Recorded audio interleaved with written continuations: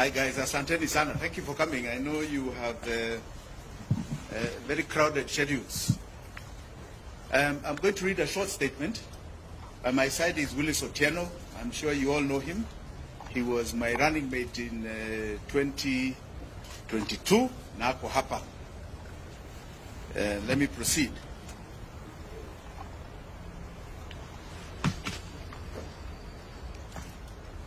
I don't care President Ruto is out of money to respond to the floods disaster. Dear Kenyans, today I am deeply saddened by the devastating large number of Kenyans who have died, injured, or have had extensive destruction to their lives during these flash floods. Equally, I am extremely disappointed with the inept and incompetent Don't Care Ruto, who has found it unnecessary to declare these floods a national disaster. This presidential indifference to the enormous human suffering of the Kenyan people is appalling and horrifying. A Don't Care Ruto must unequivocally apologize to the people for his contemptuously abandoning them. On behalf of myself and my family, I would like to extend my heartfelt condolences and sympathy to all the bereaved families and all those adversely affected by this unforgiving disaster. I stand in solidarity with you during this difficult time. Kenyans, in the last more than 72 hours of Kenya Kwanza government in action to set up and coordinate rescue and emergency services across the country, it has exposed a Don't Care Ruto as a government that is financially bankrupt. All Kenyans affected by this horrible disaster are entitled to receive full government assistance. After all, that is why we pay taxes, consistent with their urgent needs and priorities. A legitimate government is responsible for the safety and well-being of its citizens. That is the oath a don't-caring Ruto took to protect life and property.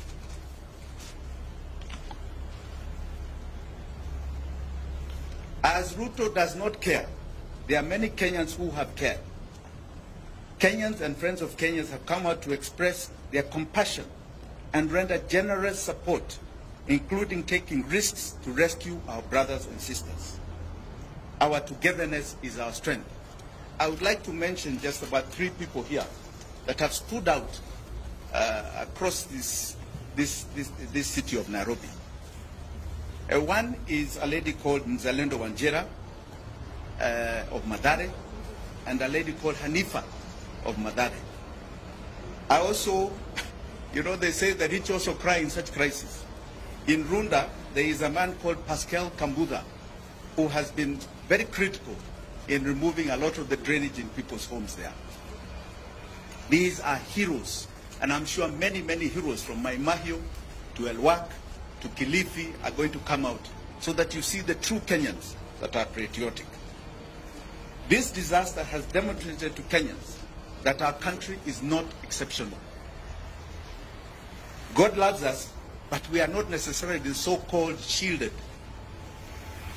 We are vulnerable and fragile. Our long-standing systemic political failure is sinking this country into the abyss. Further, this disaster has brought forth the crippling effect of our mammoth debt. A Don't Care Ruto can no longer live in denial. This debt is painfully killing this nation. Because of the debt crunch, this country is out of money to meet its even most urgent requirements such as this. Funding our rescue emergency services. You've not even seen the activation of our disaster center because they cannot find the money.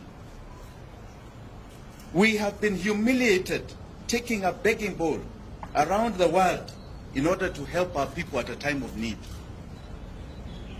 In July 2022, I brought the attention of this nation to a forensic report we did on the public debt heist. We warned that the country is dangerously heading to debt distress with dire consequences. We are now living it. We are now living it. We were labeled alarmist. We've been talking for 2 years. We were labeled alarmist.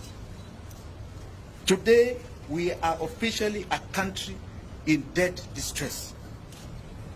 We are going through what you call a slow fiscal death. Neither raising taxes or borrowing more can resolve our chronic problem. Our country is disastrously sinking, fueled by this crushing debt. We are forced into a choice of servicing enormous debt and odious debt to serving our people. The levels of debt are so staggering. Public debt is estimated at 73.2% of GDP. What is more crucial, and I think you should note this, is that today, as we talk, in 9 months, 83% of our tax revenue is going to the payment of debt. It's going out. Doesn't serve us. It is going out to bad debt. The government has no money to react to our crisis. And unfortunately, the blue-eyed boys of the IMF and Western capitals, even those who are here, are busy telling us that our economy has stabilized. That is a lie. To understand this devastating debt situation, I don't care Ruto has no money to fund this crisis of floods. He is unable to meet his development and service provision obligations. He cannot pay pensions to retirees. He is unable to make disbursements of constitutional revenue share to counties. You've seen governors complaining about no money to mitigate against this current disaster too. His funding education capitation has become a nightmare to him, forcing schools to charge exorbitant parents' fees. His pending bills, our don't care Ruto, pending bills are now over 1 trillion shillings and have completely overwhelmed businesses who are being shut down by auctioneers. Our public debt system, our public health system, has literally collapsed due to callous failure to pay our doctors, negotiated and signed CBA agreement. I don't care Ruto must stop lying to Kenyans. Tomorrow, civil servants and workers are celebrating Labor Day with tears and bleeding hearts because of these crippling tax conditions. Kenya is officially under IMF economic and fiscal straitjacket. IMF has imposed toxic, irresponsible and harsh policy conditions that have only worsened the country's dire economic situation. While I don't care Ruto took a high-interest loan to avert a direct default on the 2 billion euro bond maturing in June 2024, this has only compounded the debt problem. The country already has debt distress that is sucking oxygen out of the economy. The expensive loan is partly resolve the threatening Eurobond crisis, only kicked the can down the road at a very high cost. Borrowed loans in excess of the next 2 generations to pay in violation of the Constitution. The only way out for Don't Care Ruto is to stay with his current painful fiscal and tax policies, path which is taking the economy to the grave. Alternatively, he agrees to what we have suggested over and over again, debt default, and kickstart a process of debt restructuring. In agreeing to default, I don't care Ruto will be breathing fresh space into Kenyans' lives. This will pave way for an independent, comprehensive forensic audit and investigation of public debt, and allow the country to agree on the necessary radical economic and government structural reforms. The sovereign debt challenge can no longer be treated as a movement of wagons of borrowing, spend and tax. This has to be established and contestably evidence of the fact of the real public debt.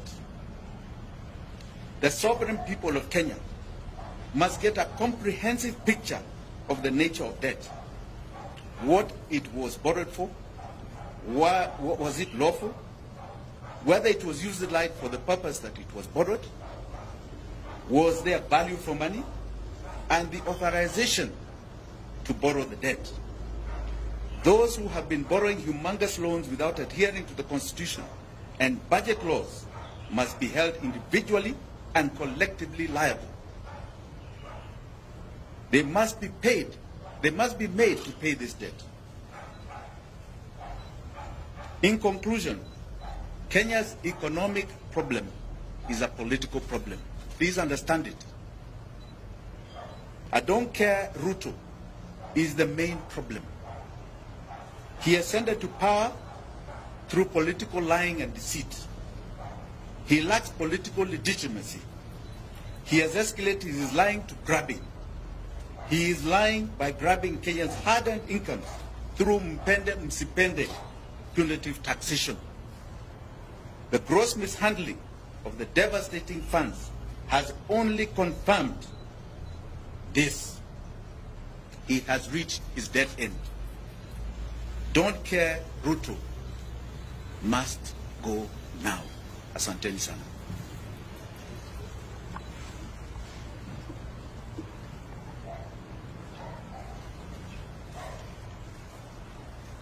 I also would like to add that as a family, we have what is called the Minor Wanjigi Foundation that is giving a contribution to Red Cross to help those who are affected.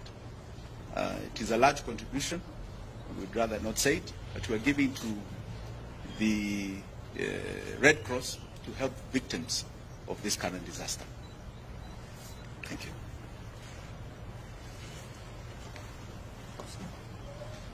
Any questions? No? Okay. Thank you. Until